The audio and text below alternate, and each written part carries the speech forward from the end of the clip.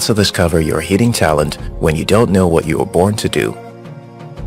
Almost all of us were born with abilities and inclinations.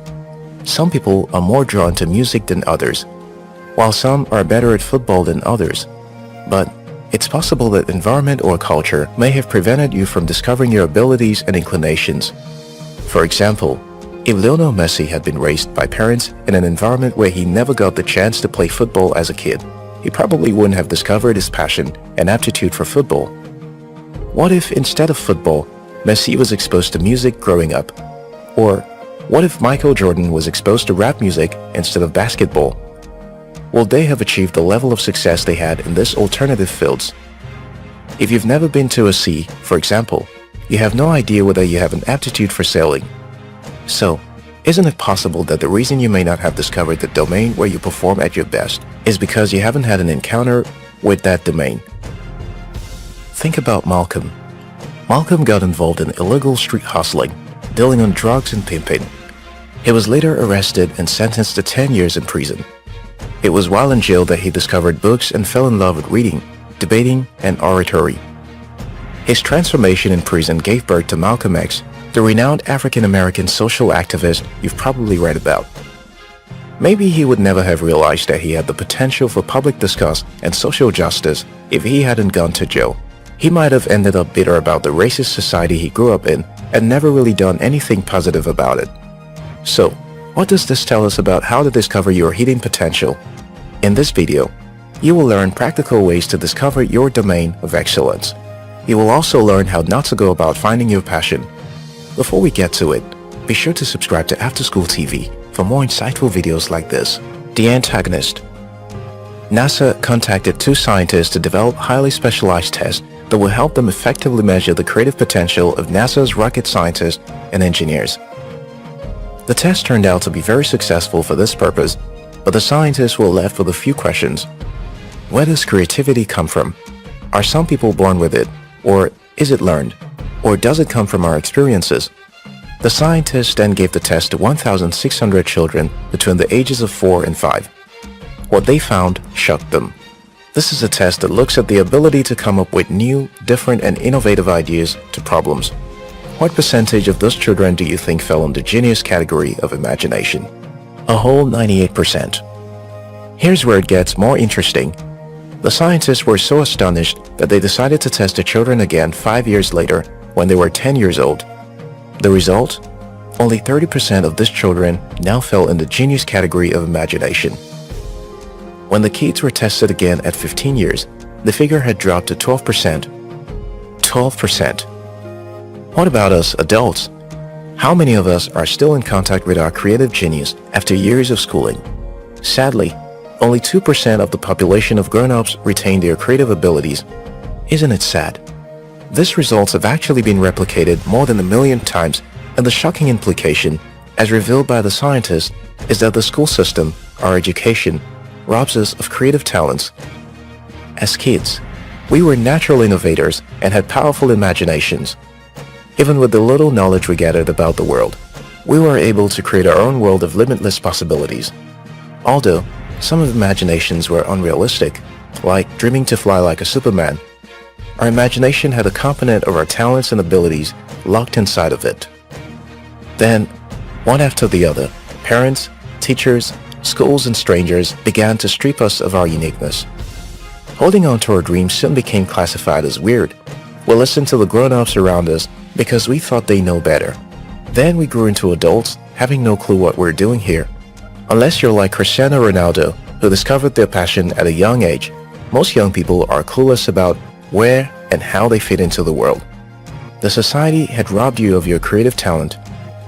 What now? Can we recuperate our creativity? From what the researchers found from the studies with children and from how brains work, there are two kinds of thinking that take place in the brain. Both use different parts of the brain. One is called divergent. That's imagination, used for generating new possibilities. The other is called convergent. That's when you're making a judgment, making a decision, testing something, criticizing, or evaluating. Divergent thinking works like an accelerator, and convergent thinking puts up a brake on our best efforts. As we get older, the society and education system focuses on developing our convergent thinking and suppresses our divergent. Convergent thinking induces fear. As one of the scientists puts it, if we operate under fear, we use a smaller part of the brain, but when we use creative thinking, the brain just lights up. The result of focusing on convergent thinking is that we develop unreasonable assumptions about ourselves, our environment, and people. But we can start by questioning our assumptions. Examine your assumptions about what you've been told are acceptable based on your race, background, social status, or environment. Your cultural values might dictate that you are too young to have a voice in the society or to have political ambitions. You must challenge your assumptions. Discover your hidden potential through evolution. As a grown-up, the best way to discover your hidden talent is to give yourself as much opportunities as possible across different fields. I discovered this important lesson as a young and hungry graduate out of school. If you don't know what to do whatever your hand finds to do. It's a verse in the Bible. Whatsoever your hand finds to do it with all your might. 1. I knew I didn't want to get and retire at a job. Knowing what I didn't want made it easy for me to know what to say yes to. When the opportunity presented itself, I took a job working in a movie production company. Then another opportunity opened up. I moved to marketing movies. Then I moved to selling jewelries. Then to construction. Then started writing and learning to code. Then started a business selling used laptops from UK. Each of these opportunities I embraced taught me important lessons about myself. I learned what I wanted to do and what I didn't want. It took me some approach when I decided to challenge my fear of public speaking. I enrolled into an entrepreneurship class and joined groups in church, but it just wasn't working. Then I learned about Toastmasters Club. Joining Toastmasters was one of the best decisions I ever made. When I represented my division in a district speech contest, just within 1 year of joining the club, I couldn't recognize myself. From there, I had the opportunity to mentor other members, which was an opportunity to explore my mentorship potentials. The point is that to discover your hidden potential, you have to accept as much opportunities as you can to try new things you've never done before. Some things may not click with you. Move on from the things you don't connect with and keep accepting more challenges. It was Thomas Jefferson who said, "If you want something you've never had, you must be willing to do something you've never done." I would like to paraphrase this and say that if you want to discover the potential you never knew you had, you have to be willing to do as many things as possible that you've never done. Because you need opportunities to discover your talents, you need to try to create as many new opportunities for yourself as possible. Push yourself out of your comfort zone. Take courses on subjects you're curious about but have never studied. Meet new people. Travel. You have no idea what capabilities you have locked inside you. The more new situations you expose yourself to, the more opportunities you have to discover abilities you never knew you had. It may take you 5, 15, or even a lifetime to discover what you were born to do.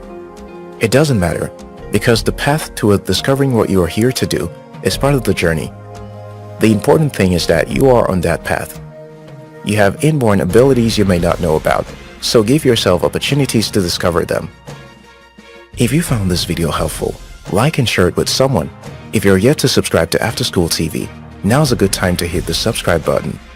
Until next time, your success matters.